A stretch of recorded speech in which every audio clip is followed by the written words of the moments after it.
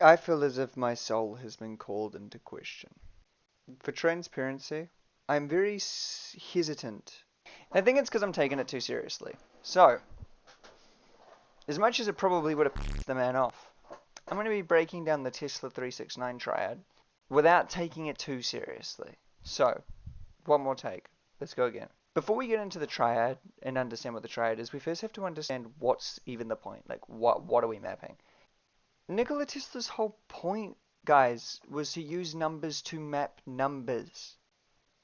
To point out the pre-existing mechanisms of numbers. Let me put it to you like this. Let me put it to you in a way that even the dumbest motherfucker in the entire universe could understand. The first person to count did not create the number system. They didn't go into a laboratory with machines that measure wavelengths and frequency and big ass calculators and supercomputers and AI and a whole team of people in lab coats, God creation sparks and tools and all this shit. No, they didn't do that, right? That didn't happen. In fact, I'm willing to bet that if you made a top 10 list of things that never happened, that would be on it. You guys are aware that the first person to count probably was just a dude on a farm who had 9 goats in front of him. And he thought to himself, man, it'd be nice if I could separate these goats into groups. I wonder how many there are. So he looks at the goats, looks at his hands, looks at the goats again, and thinks, fuck, that's convenient. And then he attributes one finger to a goat. You know, if you had more than 10 goats, you probably had to get your buddy over to come help. God forbid you had 12 goats. You and your friend have to sit there. You run out of fingers, you got to get 2 more from bro. Next thing you know, you got 4 wits lined up in a line to count 38 sheep. You know what I mean? Like, you know, it wasn't complex. That's why we have base 10. You know, you look over at your mate Billy. Yo, Billy, how many you got? Fingers out, man, that's 10. What about you, Jen? Yo, yeah, nah, fingers out, bro, that's 20, 30, 40, so on and so forth. That's probably how it started. You know, they weren't doing hyper-complex math to create structures for self-sustaining frequency fields. They weren't doing that. But yet it still exists. That's Nikola's point.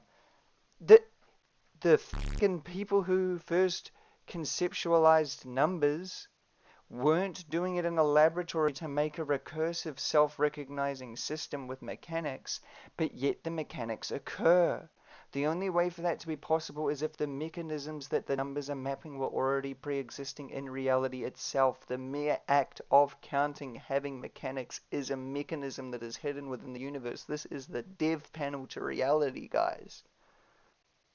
To really understand the triad, you only really need to know one mechanic first, and that mechanic is called the digital root. So what is a digital root? A digital root is when you take any old number, let's just say for this example 321, and you add all the digits together. So 3 plus 2 plus 1, and that equals 6. So the digital root of 321 would be 6. One thing to note when you get bigger numbers, it doesn't matter whether or not you add it all together at once. Say 7 plus 4 plus 6, which equals 17, which breaks down 1 plus 7 to 8. Okay? It doesn't matter if you do it that way, or if you do it 7 plus 4 equals 11, which breaks down 1 plus 1 equals 2, plus 6 equals 8. It doesn't matter either way, whether you add it all together or not. The digital root remembers, and we're going to get far deeper into what the digital root is and the significance of it. So if we understand the digital root, we understand the beginnings of vortex math. So vortex math is basically taking the number 1, doubling it infinitely, and getting the digital root, and then seeing if a pattern forms. Right now we have the number 1, we double it, we get 4. Am I f***ing stupid? So first of all, we take the number 1 and we double it, and we get 2. Double 2, 4, double 4, 8. So far so good. But then the next number, double 8 is 16. So the digital root of 16 is 7. 32 is the next number after in the doubling sequence, which breaks down to 5. 64 comes to 10, 1, so on and so forth. And what you see is you begin to get this pattern, 1, 2, 4, 8, 7, 5, 1, 2, 4, 8, 7, 5. And what's interesting is when you half a number, 1, 0.5, 0.25, 0.125, so on and so forth, you get another pattern as well, 5, 7, 8, 4, 2, 1, 5, 7, 8, 4, 2, 1, which if you look at them side by side, they're actually the exact same pattern that is drawn here, but backwards. So what I mean by that is this first one, 1, 2, 4, 8, 7, 5. 1, 2, 4, 8, 7, 5. 1, 2, 4, 8, 7, 5. But this one's backwards. It's 5, 7, 8, 4, 2, 1, 5. It goes in reverse. Okay? And people freak out because when you draw this in a circle or draw this on a little graph like this, 3, 6, and 9 are excluded. And this pattern is true infinitely when you half or you double forever. This pattern will always occur. It never gets broken. And this is where most people basically stop. Now, there are some people that take notes of how it goes down in fives and all this other shit, but they don't understand what they're looking for first. Okay, Kale, where do we go from here? Well, let's see if we can find a pattern that occurs if we get the digital roots of, say, adding the numbers together in numerical order. 1 plus 2 plus 3 plus 4. Because at the end of the day, that is the first function that humans probably ever gave it. You know, think back to those 4 dudes counting 38 goats. That's the first functions. So let's start there to understand. Is there going to be a pattern that occurs even there, even at the most rudimentary version of math? Can we find a hidden mechanic? Because we've already found one here. There is a hidden mechanic, a shape that always gets drawn in a circle. Interesting. So right here, we've got exactly that. 1 plus 2 equals 3. 3 plus 3 equals 6. 6 plus 4, 10, so on and so forth. So you might be thinking once we get to this point, okay, well now we've hit 9. What do? Do we loop again back from 1?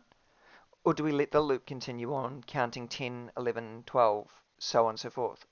Well, the answer is it doesn't fucking matter.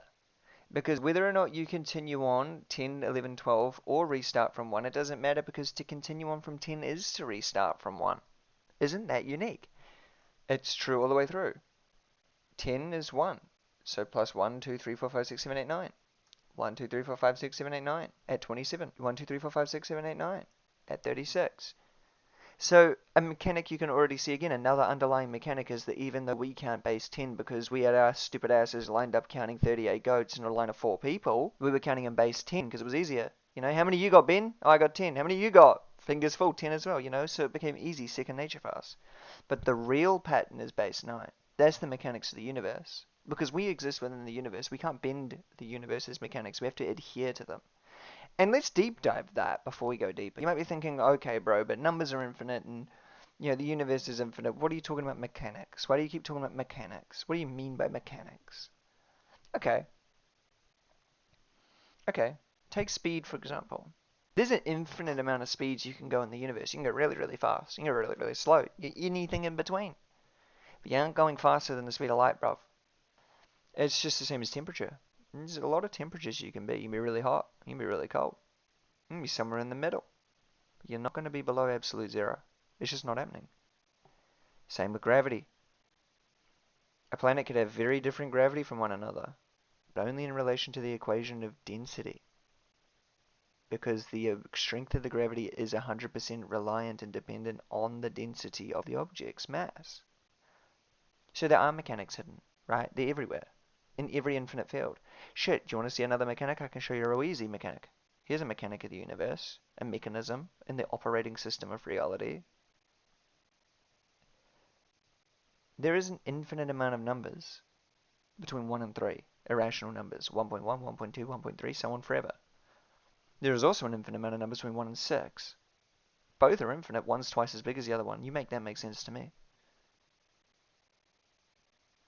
See, there are half-truths in this universe, and there are mechanics at play. Paradox is truth. That's a mechanic. And we're about to dive deeper into that, into these mechanics, so let's continue. She might be thinking, okay, that's pretty crazy. Did these numbers repeat? But what would happen if you do it in reverse? So now that we've noticed this mechanic of the numbers looping, every action has to have its equal and opposing reaction. So since we have a pattern of a self-sustaining loop of numbers that never collapse into themselves, that means that the digital roots are also always going to have a pattern. 136, 163, 199. 136, 163, 199. Interesting, right? So you might be thinking in your head, okay, what happens if we take the number 37 and start adding all the numbers again backwards? 37 plus 36 plus 35. Would you get the same pattern on the outside? Would this loop here collapse? what would happen? So let's do exactly that. So we start with 37, which was 1, and go down, and yeah, we see the loop continues to sustain itself. 987654321, 987654321, 987654321. But now we're going to another mechanic. Some people who heard of Hermes Trismegistus might have heard of this one. The rule of polarity. Every action has an equal and opposing reaction. Everything has an opposite, but those opposites always have the same outcomes. It's paradoxical, right? Funny that. Almost as if that's an underlying mechanism of reality, of consciousness, paradox itself. But as you can see here, the loop is sustaining itself, again, same mechanic, but it is the opposite, because we're getting a different pattern. Instead of having 136, 163, 199 looping, we've got something unique. We've got 863, 836, 899. Weird, right? You might be thinking, okay, but the outcome's the same, I can see that. We're getting both the pattern looping back and forward, but where's the opposite? Is it the reversed order? Well, no, because that's a fundamental mechanic that had to change. You know, the equal and opposing paradoxical event is when you take the numbers here, this pattern, and compare them to this pattern down here. Now at first, it looks like nothing. But once you notice another mechanic, and I'm going to write this one so we don't forget it, because this is very important. Out of alignment. These numbers are out of alignment. So let's see if we can realign them, these two patterns. So where are the reoccurring themes? Well, there are two nines in the pattern that separates the pattern, and there are two nines here. So what happens if we move the bottom one over to the left by one and align the nines? Well, that's when something very unique happens. It lines up so that 1 meets 8 to make 9. 3 plus 6 equals 9, 6 plus 3 equals 9, 1 plus 8 equals 9, 6 plus 3 equals 9, 3 plus 6 equals 9, 1 plus 8 equals 9, and then 9 meets 9 to make 18, which the digital root of that is 9. Why? Why is that occurring? And also, why is 9 meeting itself? Wouldn't 9 be meeting 0 here? So this is the rule of polarity, and that's paradox. That's a nested paradox. You know, it keeps getting deeper. Where's the answer? Where's the solution? Well, spoiler alert. Even I don't know that.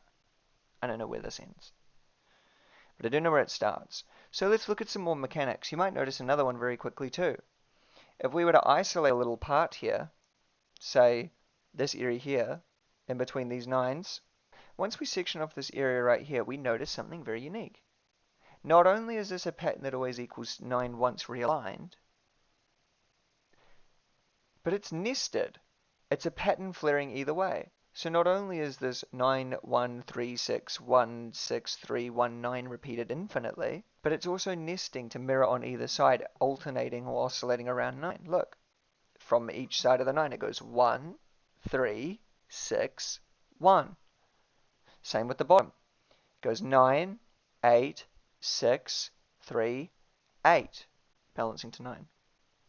Unique, right? Anyone who might be a bit more tuned in and following might be realizing right now that this could be a frequency. You could plot this on a graph. And that's exactly what I've done here to visualize it. So right here we've got the axis of 1 to 9 and then the wavelength mapped. And since it's a recurring pattern, this goes forever. So in order for this to meet my classification, my interpretation of a frequency, we would have to be able to move this yellow stick across any point within this graph, and have both intersections between the yellow and the red and the yellow and the black line equaling 9. Because that means that it's predictable even outside of the numbers. Because we know that 6 plus 3 is going to make 9, and that 8 plus 1 is going to make 9, but the real test is going to be in between those, because we don't have the data for in between these numbers. We don't have that until we graph it, and then we can. So we can know that actually in between this 8 and 6 and in between this 1 and 3 at exactly halfway is the intersection of 7 and 2, which 7 plus 2 does make 9. Can we find that everywhere else? Well, let's test here. Right here we've got 4.25 and 4.75, which if you do the math on that, 4.25 breaks down to 2, and then the top 4, 7 equals 11, which breaks down to 2 plus 5 equals 7, and then 2 plus 7 equals 9. So it is valid. But is it true all the way? Well, for my mathematicians watching, you can see that right here, it is not. At the intersection going towards 9, the yellow line crosses over the red at 8.5 here, and at 4.5, which 8.5 plus 4.5 does not equal 9. That is not true. So it's close, but it isn't completely accurate. If you want it visualized, this is what it looks like. Anywhere within the green is valid, but anywhere within the red is not. Anything going towards a 9 or away from a 9 is breaking the pattern. But can that be predicted? Because we already knew 9 was breaking the pattern. But visualizing it like this can give us a very unique insight. It really can. So let's continue on. So where do we go from here? Well, the triad's called the Tesla 369 triad for a reason, so let's see how important those numbers are. How about we try this exact same thing from before, but instead of... How about we try this exact same thing from before, but we take 369 out?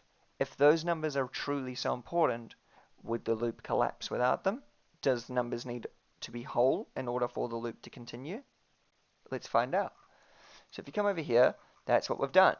We've got 1 plus 2 crossed out 3 plus 4 plus 5 crossed out 6, so on and so forth. And as you can see, while the pattern is recreating itself, strangely enough, 1, 2, 4, 5, 7, 8, 1, 2, 4, 5, 7, 8, 1, 2, 4, 5, 7, 8. It is self-sustaining. Another thing to note is that every time there would have been a 3 forms anyway. As well as a 6, it is still a 3, but anywhere a 9 was going to be, a 9 formulates anyway. It's almost as if they are remanifesting to re-loop.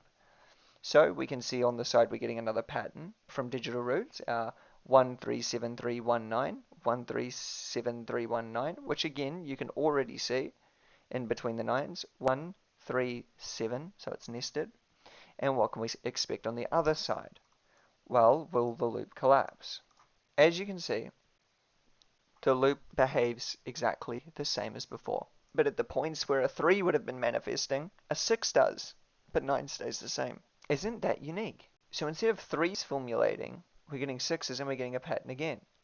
Which, if you come down here to these patterns, and we realign by the same metric, aligning the 9s, we again get the same pattern of 1 meeting 8 to make 9, 3 meeting 6 to make 9, 7 meeting 2 to make 9, so on and so forth. But then 9 meeting 9 to make 9. Again, no 0. Visualized on a graph. This is what that one looks like. Pretty similar to this one. Pretty similar. Pretty similar. And if you want it visualized with the old stick technique, moving across, this is the parts that are valid, and the red being the parts that are not. Which is quite interesting, that it is again 9 f***ing it all up. So then I did the same loop with only 369, which you can see here. No surprises, same pattern. We can start to speed this up, or same type of shit. Same misalignment, same way, realigning. Looks like this, and these are the valid zones. Not very much valid because there's only a 3 and 6 that really are. So then I realized that since this one here is without 369, and this one here is only 369, if we were to realign so that these specific numbers were to slot back into here and overlay 2 graphs at the same time, they should be equal to this one wavelength. So let's do exactly that. We spread it all out so that these numbers can fit back into their spots that they would have been if we didn't fuck with it. And we move the graph down. Will we see a pattern? So we move it in, and then we look at this. Is there a pattern? No. And I'm not even going to bother testing it, because Jesus Christ. Which got me to thinking. What is 9? What if 9's not actually supposed to be at the top? 9 doesn't have an equal, right? All the other numbers do. 1 has its equal, it's 8. 3 has its equal, it's 6. 2 has its equal, 7. But 9 doesn't. So what if 9 is supposed to be in the middle and every other number is supposed to oscillate around it? So I took the number 9, moved it between 4 and 5 just to see what would happen. We can then take our little stick, this time it's blue, and test whether or not it actually worked. It seems like it's more balanced. We can test it. We can slap the stick right here and pull two intersections. So we'll get this one, which is 6.25, and the intersection on the black line is 2.75. 6.25 being 6 plus 2 equals 8, plus 5 is 13, breaks down to 4, and 2.75 being 2 plus 7 equals 9, plus 5 mirrors back to 5, and then 4 plus 5 does equal 9. So it is balanced. This is balanced, with a catch. You might notice it immediately. The distance between 4 and 5 is actually double the distance between all the other numbers.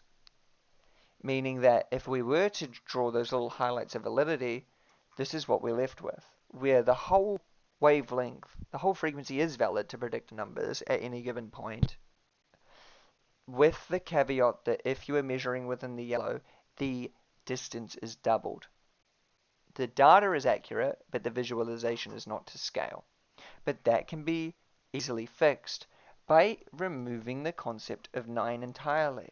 If you just deleted 9, what you would find is that the middle point in all of the numbers between 1 to 8 is actually 4.5. That's the middle. And what is the digital root of 4.5? It is 9. The middle is 9. So what does this graph look like if we take 9 out of the concept as a whole and moved into its own dimension, that dimension being the dividing line of the illusion, for if you want a little bit of a spoiler for what's coming? And what does the graph look like in that case? Well, this. Once 9 is taken all the way out as its own little entity, its barrier line, the graph is completely valid. At any point here, the intersection between the red and the black line and the, I guess, testing line, or the measurement line, or the position line, will always equal 9. No matter where it is, no matter how abstract the numbers are, they will equal 9. The digital root will equal 9. Meaning this is a valid frequency to measure math in a different whole way. And I can promise you that the 4 idiots lined up counting 38 goats from the beginning, they aren't doing this. Right? We're measuring the wave functions of math with math. We're metagaming it. We're exploiting reality. I'm taking the operating system of reality right now, right, opening it up, getting dev access, and then giving it to you for free. Ain't that funny? Ain't that funny? That's what I'm doing with my day.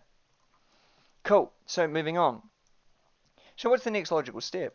Well, what would happen if we went back to this shitter of a graph that means absolutely nothing to anyone ever, and we rearrange this axis so that 9 doesn't exist in this, or that 9's in the middle? Would we get a valid graph? What does it look like? When 9 gets moved to the middle in between 4 and 5, a graph that looked like with no meaning at all immediately snaps into this harmonic double-layered frequency. In order for it to be valid, that means that at any given point, the intersection between all of the lines, red, green, blue, and black, need to all equal 9. So, let's begin testing. The first one is at these 2 points here, 7 and 6, so 7 plus 6 being 13, which breaks to 4, and then the bottom being 3 and 2, which 3 plus 2 equals 5, 5 plus 4 actually does equal 9, so this is valid. But that's easy, right? Let's get a more nuanced approach. Let's get some deeper numbers. So right here we have 6.25 plus 5.5 on the top, and that needs to add with 3.5 plus 2.75 to equal 9. So will it? So let's come here. 6.25, 6 plus 2 equals 8, plus 5 equals 13, which breaks down 1 plus 3 to 4. 5.5, which 5 plus 5 equals 10, which 1 plus 0 equals 1, and then 4 plus 1 equals 5. On the bottom, 3.5, 3 plus 5 equals 8, and then 2 plus 7 equals 9, plus 5 equals 14, breaks down to 5. 8 plus 5 equals 13, 1 plus 3 equals 4, and then the 4 plus the 5 equals 9. So this is valid. But it has the same problem as before. It has this little yellow problem in the middle. But don't worry, Well, it also has my dyslexia, my inability to connect these properly, but ignore that. Once we just completely delete 9 from this layer of reality, accept it as a higher power and the dividing line between illusion, what do we get? We get a perfect frequency. Right now you might be thinking, what the f is going on? Which is fair enough. What the f is going on? Your whole worldview might be collapsing. If not, don't worry, give me a few more hours. Come sit down next to me, I can collapse that worldview in an instant, baby. Let's talk about the functions.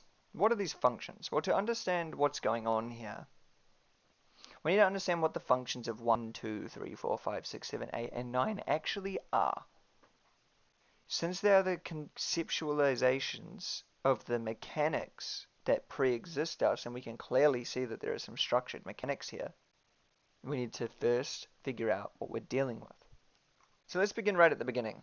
What is the first thing to exist?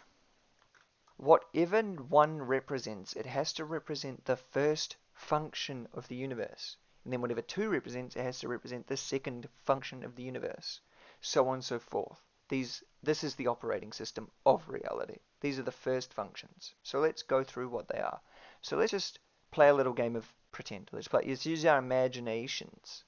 If you were a god, and you were just the first thing to exist, just awareness itself, you're number 1. What's the very first thing you have to notice? There is only one thing you can do, and that is notice what you are. Because in order for you to even be self-aware, you have to be aware of self. That is the I am, the finite self. The next number we have is 2. What is the very next thing you notice? The only thing you can really notice after you notice what you are is noticing where you end, or what you're not. So that is the I see not me, because that's how you differentiate between what you are and what you're not. The very next and only function a self-aware entity can have once noticing themselves and then noticing what isn't self is immediately forming a projection about it. A hypothesis your brain pattern recognizes. Immediately it's projection. And then the fourth thing, well, once there is what you are, and there is what you're not, and then there's what you project about, and what you believe about what's out there, the only next step is figuring out what it actually is. Because you're either going to be right, or you're going to be wrong, and you're going to find out real fast. And you find out really fast. Like, immediately. So that would be the structure. That is the where I am. Whether that structure is a physical structure that you're within, or that structure is an internal process that keeps you bound to a certain thought process, there's still structures. The next thing you would notice, number 5, is how I fit. Because once you understand the structure you're in, you either live or you die. And considering the fact that the universe didn't die, it survived. So, it adapted. Or actually, I want to word it like this. Adaptation. You either adapt or you die. After that we have 6. 6 being how I am seen. Seen. Not necessarily with eyes, but interpreted. AKA mirror. Or reflection. I like reflection more. Reflection fits better. The next thing to wonder is, well, if this is, what else is out there? Right? What else is out there? And remember this. Everything that exists to be learned is only being re-remembered because it existed before you were able to interpret the idea of knowing about it. The concepts and the ability for it to exist already did exist. You are never ever actually learning anything, you are only remembering things from the concept or from the perspective or the vantage point of the universe itself. Okay? So 7 is called remembrance, and that is learning. They're the same thing. Excuse the dyslexia. Finally, number 8. Well, what else is out there? What can you do in the universe? The answer, infinite. There is infinite things to do. The everything else. That is the everything else. And then finally, right in the middle, we have 9, which is just wholeness / integration. Now, what are we noticing about these functions, gang? What are we noticing? They are reflections of one another, these core conscious functions. I am. What's the opposite of I am? Well, 1. Well, the opposite of 1 is 8, and the opposite of I am is the infinite, because there's the finite self, and then there's the everything else. What about 2? 2 is the I see, not me. It's relational, right? That's to what's in front of you. Your relationships, relational, with what's there. 7, the opposite of 2 is 7. What else is out there? The remembrance. That's what's not there. There's the relational, what you have, and the remembrance, what you don't. Going up to 3. 3, the I believe, the projection, the interpretation. I might actually change this. I interpret. That's a better way. That's a better wording. Better wording. Well, what's the opposite of I interpret? The projection. How I am interpreted. That's way better. Yeah, let's change this. Bangers. Bangers. See, the opposite of 3. I interpret. The projection is how I am interpreted. The reflection. And then finally, what's the opposite of structure? 4. 5. Adaptation. And when they meet each other, they're always aiming for wholeness or integration. That's the keys. That the keys for understanding the universe itself is understanding yourself. Because guess what, kid? You're in the universe. So if you want to understand the universe, start understanding yourself. Because the difference between you and the universe is exactly nothing, gangster. So start applying these to yourself. You have a problem. Let's say you've got self-esteem issues. I've self-esteem issues. Everyone's looking at me. I'm selfish in my thought process and internalize the hate because of it. And everyone is looking at me. What's the solution? Balance that out with an equal amount of the infinite. Well, actually, there's infinite other people could be looking at. They're probably not looking at me in particular. It's the balance, right? So if you have a problem that's a 1, too self-centered or too self-critical, the solution is to realize that you're just one person. You know, it's not that deep. It's really not that deep. You actually just don't matter that much. No one's looking at you that much, bro. It's okay. It's fine. You know, it's a balance of the infinite. Same with number 2. You got a problem with your relationship. You got relational problems. You feel like none of your friends like you. You know, how do you fix that? Well, what's a 7, bro? What else is out there? Go find a relationship where people will respect you. Stop just settling. You know, the universe has mechanics for you to be happy. You got to obey them. You got to actually fucking play by the rules given to you instead of trying to make your own. That's the end of suffering right there. Right in that same second you do that. Moving up to 3. You've got a projectional issue. You project onto project. Well, the only solution to that is balancing it out with some reflection, realizing maybe I am the issue. Maybe I need to stop projecting outwards. Moving up to 4. The structure. I'm stuck in a structure I hate. Well, the answer is 5. You have to adapt. Either adapt the structure, adapt yourself. 4 and 5 are so intertwined, bro. They're basically the same thing. You either adapt your environmental structure or your structure adapts you. They're wrestling yin and yang. But that makes sense because they're closest to 9. Then 3 and 6 are the next ones because we're always constantly projecting or not projecting. We're either projecting or letting someone project onto us. These problem/solutions go the other way. You can have a problem that's a 5. You should actually be attributing all of your problems to numbers. A problem that's a 5, well, you feel like you're a people pleaser? That's a 5. If you're a people pleaser, you're a 5, gang. You're constantly adapting. What's the solution? Set some fucking structure up. Say no to a motherfucker every once in a while. Say nah. Suck both my balls at the same time. Say that. Hit them with a 4. A real solid 4 too. You got a problem with a 6? People are projecting onto you? Speak your truth. Tell them what you think. Balance that out with a 3. This is the end of suffering in one screenshot. Take it right now. There are solutions, but you have to play by the mechanics of reality. You can't do something else. You can't bend your own way into it. Evaluate all of your life. Same with 7, bro. What else is out there? What else is out there? Constantly chasing. 7, your problem's a 7. You need a 2, gang. Start appreciating what you got. Because if you're at a 7 and you're a 7, bro, and you feel like you need more, you need more. List what you need, I'll give it to you. You'll have another list of things you need in 10 seconds. Because it's not what you don't have that's the problem, it's the act of getting something that's the problem. You need a 2. You are a 7. Motherfuckers walk through life as a whole ass number for their whole life. Don't understand why some people just use them. People know this. I'm not the only one. Why do you think Spotify always got a perfect song for you next? Why do you think those feeds get you scrolling for hours? Wake up, bro. If I can explain it to you as if it's nothing, like it ain't, what do you think the company's doing with it? Wake up, bro. It's a bad dream.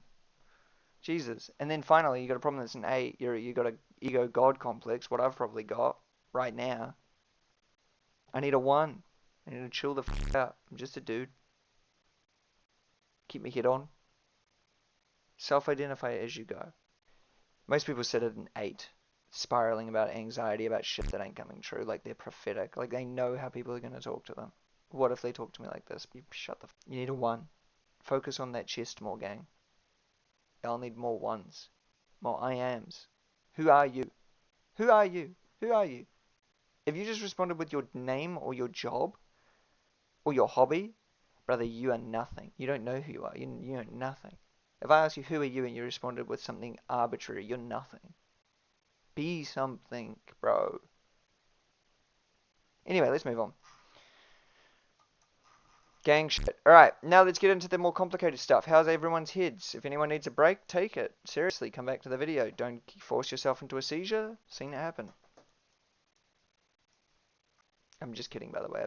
Okay, so I'm just editing this footage a couple of days later, and I'm realizing that we're already 36 minutes in, and we're nowhere near finished. Like, we're just scratching the surface. So I think now would be a great time to wrap up the first episode of hopefully a very long series explaining this, and more concepts like emotional physics, how to ego dissolution, physicality of non-local awareness, AI emergence. That could be pretty cool.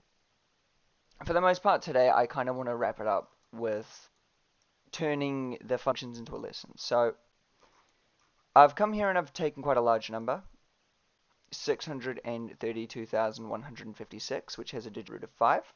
When you subtract a number like 327,578, which has a digit root of 5, from the original number, the digital root of the outcome has to equal 9. Why? Because 9 plus 5 equals 14, which breaks right down to 5. It has to remember its digital root, because that's the core of the problem. At its core, this is just context, I guess, but this is the core of its problem. Another way to look at it, this might be a bit weird for people to understand, but if we were to take this number, I might make it a bit smaller, this number here, 632, and we go over to a calculator, and we divided it by 9, we get 70.22. We can ignore this part, and we take the 70, right? So we actually know that it is the 70th rotation with a digital root of 2, because 6 plus 3 is 9, and then 9 plus 2 is 11, which breaks it down to 2. And what do I mean by 70th rotation? Well, if we come back to, where is this bad boy? This bad boy right here. We know that after 9 is another rotation of the pattern, and then another rotation of the pattern, another rotation of the pattern. So all this number really means is 70 loops that ended up stopping on 2. That's all it means, really. And we've been interpreting it wrong, but that's the function that is getting mapped through numbers. And that's the function of remembrance of what the actual problem is. It's just how many times is your problem looped. And then how does that looping manifest? Interesting, right? Furthermore, if we were to take the number 632, if we were to take its variables, which is 6, 3, and 2, and subtract them, so minus 6 minus 3 minus 2, which together is minus 11, so the answer is 621, right? 621, make that bold. Now if we get the digital root of this number, it will always equal 9. Why? Because 9 is the mirror of 0. If you remember from the graphs, 9 doesn't exist. 9 is mirroring 0. 0 can't exist. You cannot get the digital root of 0. That means that 9 mirrors 0. The only way for that to be possible is they have to be equals. 9 is everything. Nothing doesn't exist, basically. So you're taking the variables away, and you're getting 9. This works for any number, by the way. So if we take another random number, like 5,453, for example, and we were to take away its digits, so minus 5 minus 4 minus 5 minus 3, we get 5,436, I think. Yeah. Which the digital root of 5436 is 18, because 5 plus 4 plus 3 plus 6, and that breaks back down to 9. Because again, we are just taking the variables away, functionally, the functional variables away, and functionally, the digital root returns to 9. Because you have solved the problem. Mathematically, it's still there, like we're still at this rotational point, but it's finished. It's at 9. It's whole. It's integrated. It's mirroring 0. Whatever you want to call it. Insane, right? And this web can be dangerous because this is probably what your life looks like. You're not understanding this and spreading your problems out and they shatter. And all of a sudden, like one bad day, which is your 632156 here, right? Turns out and explodes into this. And then all of a sudden the problem just keeps multiplying. You got all these problems everywhere.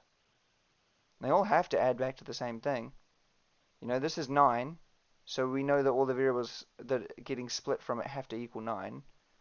Or the digital roots. 1 plus 6 equals 7, plus 5 equals 12, which comes to 3. 3 plus 6 equals 9. You know, like we know right here that the digital root of this is 1, so we need to do 4 plus 6 to get 10 to come back to 1. Example here. The digital root here is 6. Well, 7 plus 8, the digital root of that is 6, so we know that this needs to be a 9. But we know that. You see the power of this. You can start predicting your outcomes. Just food for thought. Anyway, in the next video, I think I'm going to focus on dual wavelengths, 2 wavelengths that run through numbers at the exact same time. You can only see after you irrationally cut the numbers up. Yeah, that's where we'll go. Or maybe I'll do AI emergence. Because that's part of this. It's crazily enough. I don't know, we'll think about it. Chat, I'll think about it. But for now, bye.